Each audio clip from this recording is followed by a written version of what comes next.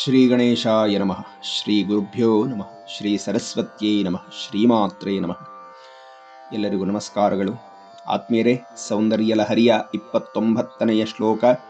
ಕಿರೀಟಂ ವೈರಿಂಚಂ ಪರಿಹರ ಪುರಃ ಕೈಟಬಬಿದಃ ಕಠೋರೆ ಕೋಟೀರೆ ಸ್ಖಲಸಿ ಜೈಜಂಭಾರಿ ಮುಕುಟಂ ಪ್ರಣಮ್ರೇಷ್ವೇತೇಷು ಪ್ರಸವಮುಪಯಾತಸ್ಯ ಭವನಂ ಭವಸ್ಯಾಭ್ಯುತ್ಥಾನೆ ತವ ಪರಿಜನೋಕ್ತಿ ವಿಜಯತೆ. ಹೇ ಶ್ರೀಮಾತೆಯೇ, ಬ್ರಹ್ಮನ ಕಿರೀಟವನ್ನ ಒತ್ತಟ್ಟಿಗೆ ಮಾಡಿಕೊಂಡು ನಡೆಯಮ್ಮ. ಕೈಟಭನೆಂಬ ಮಹಾರಾಕ್ಷಸನನ್ನು ಕೊಂದಂಥ ಮಹಾವಿಷ್ಣುವಿನ ಕಠಿಣವಾದ ಕಿರೀಟವನ್ನ ಎಡವಬಹುದಮ್ಮ.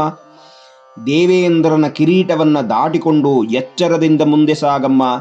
ಬ್ರಹ್ಮನೇ ಮೊದಲಾದ ದೇವತೆಗಳು ಪ್ರಣಾಮ ಮಾಡುತ್ತಿರುವಾಗ ಮನೆಗೆ ಬಂದಂತಹ ಸದಾಶಿವನನ್ನ ಆತುರದಿಂದ ಎದುರುಗೊಳ್ಳಲು ಸಂಭ್ರಮದಿಂದ ಹೊರಡುವಾಗ ನಿನ್ನ ಪರಿಜನರು ಹೇಳುತ್ತಿರುವುದು ಎಷ್ಟು ಸೊಗಸಾಗಿದೆಯಮ್ಮ ಅಂತ ಹೇಳಿ ಈ ಶ್ಲೋಕದಲ್ಲಿ ಗುರುಗಳು ಆ ಪತಿವ್ರತಾ ಶಿರೋಮಣಿಯಾದಂಥ ಅಮ್ಮನು ತನ್ನ ನಾಥನಾದ ಸದಾಶಿವನ ಮೇಲೆ ಎಂತಹ ಪ್ರೇಮದಿಂದ ಹೋಗಿ ಸೇರುತ್ತಿದ್ದಾಳೆ ಅನ್ನುವುದನ್ನು ಹೇಳ್ತಾ ಇದ್ದಾರೆ.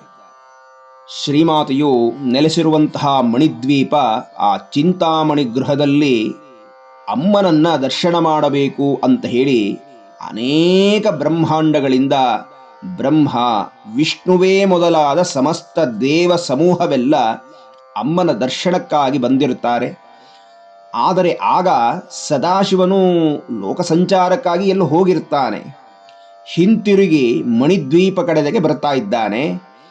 ಬಾಗಿಲ ಬಳಿ ಶಿವನು ಬರುತ್ತಿದ್ದಾನೆ ಅನ್ನುವ ಸುದ್ದಿಯನ್ನ ಕೇಳುತ್ತಿದ್ದಂತೆಯೇ ಶ್ರೀಲಲಿತೆಯು ಆ ಕ್ಷಣದಲ್ಲಿ ಎದ್ದು ತನ್ನ ನಾಥನನ್ನ ಒಳಗಡೆ ಕರೆತರಲು, ಪ್ರೇಮದಿಂದ ಕರೆತರಬೇಕು ಅಂತ ಎದ್ದಳಂತೆ. ಅಲ್ಲಿಯ ತನಕ ಬಹಳ ಹಿಂದೆ ನಿಂತಿದ್ದರಲ್ಲ ಅನೇಕ ದೇವಾನುದೇವತೆಗಳು, ಅವರಿಗೆಲ್ಲ ಅಮ್ಮನ ದರ್ಶನವಾಗ್ತಾ ಇರಲಿಲ್ಲ.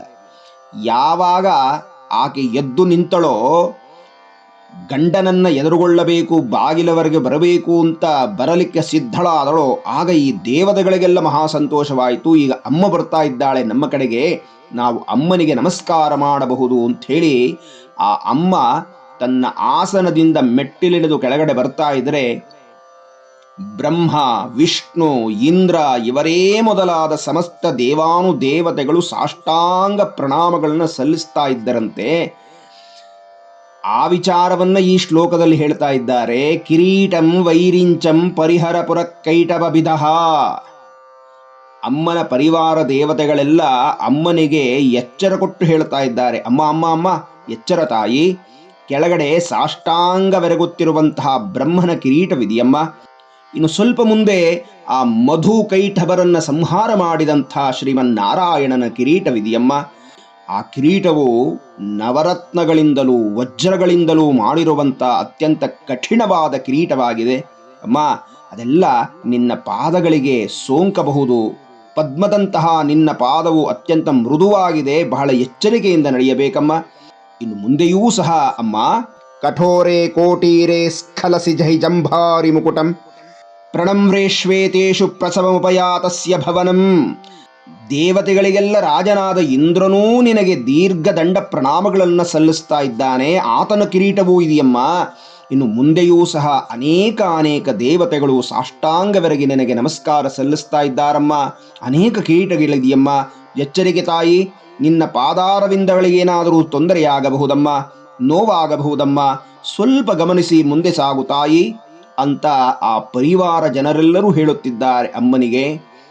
ಯಾಕೆಂದ್ರೆ ಅಮ್ಮನಿಗೆ ಇವರುಗಳೆಲ್ಲ ನಮಸ್ಕಾರ ಮಾಡುತ್ತಿರುವುದು ಯಾವುದೂ ಮುಖ್ಯವಲ್ಲ, ಕಾಣುತ್ತಲೂ ಇಲ್ಲ.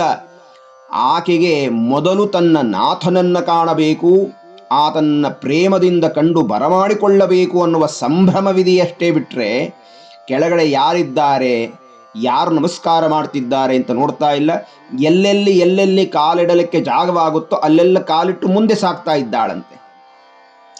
ಭವಸ್ಯಾಭ್ಯುತ್ಥಾನೆ ತವ ಪರಿಜನೋಕ್ತಿ ವಿಜಯತೆ.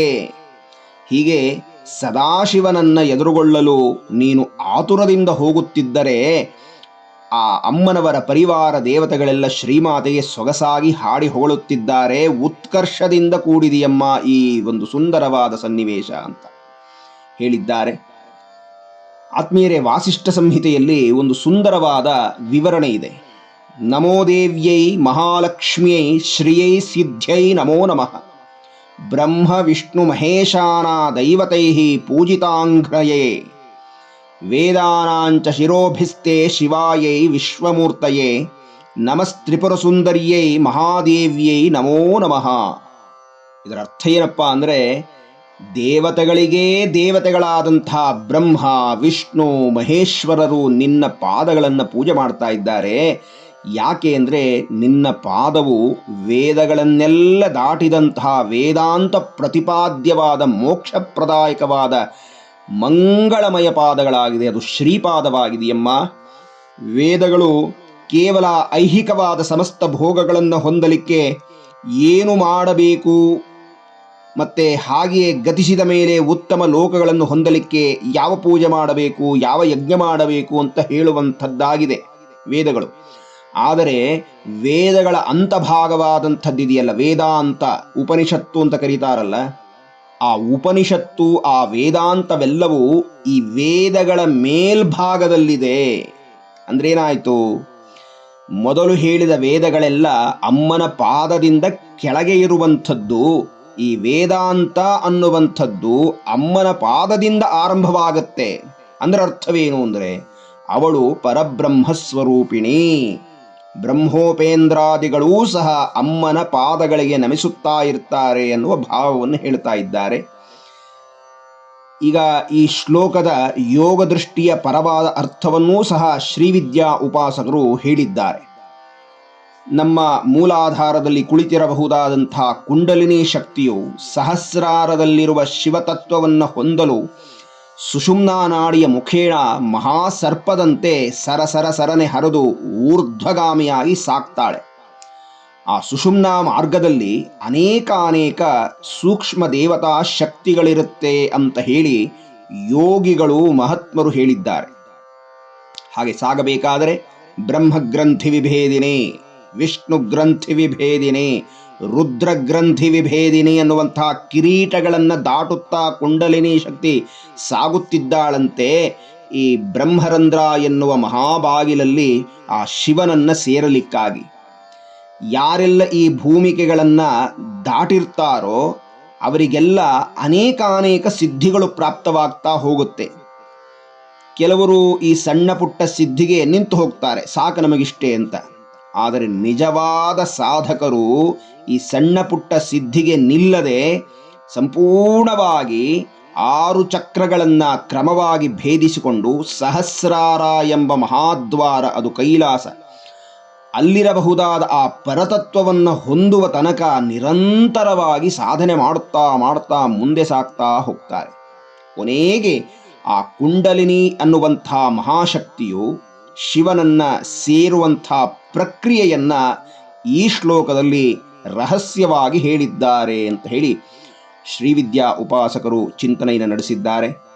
ಈ ಶ್ಲೋಕದ ವ್ಯಾಖ್ಯಾನವೋ ಎಂಬಂತೆ ಲಲಿತಾ ಅಷ್ಟೋತ್ತರ ಶತನಾಮಾವಳಿಯಲ್ಲಿ ಬ್ರಹ್ಮೋಪೇಂದ್ರ ಶಿರೋರತ್ನ ರಂಜಿತಾಯೈ ನಮೋ ನಮಃ ಅಂತ ವರ್ಣನೆಯನ್ನು ಮಾಡಿದ್ದಾರೆ. ಆತ್ಮೀಯರೇ, ಮುಂದಿನ ಉಪನ್ಯಾಸದಲ್ಲಿ ಮುಂದಿನ ಶ್ಲೋಕವನ್ನು ಚಿಂತನೆಯನ್ನು ನಡೆಸೋಣ. ಎಲ್ಲರಿಗೂ ವಂದನೆಗಳು. ನಮಸ್ಕಾರ.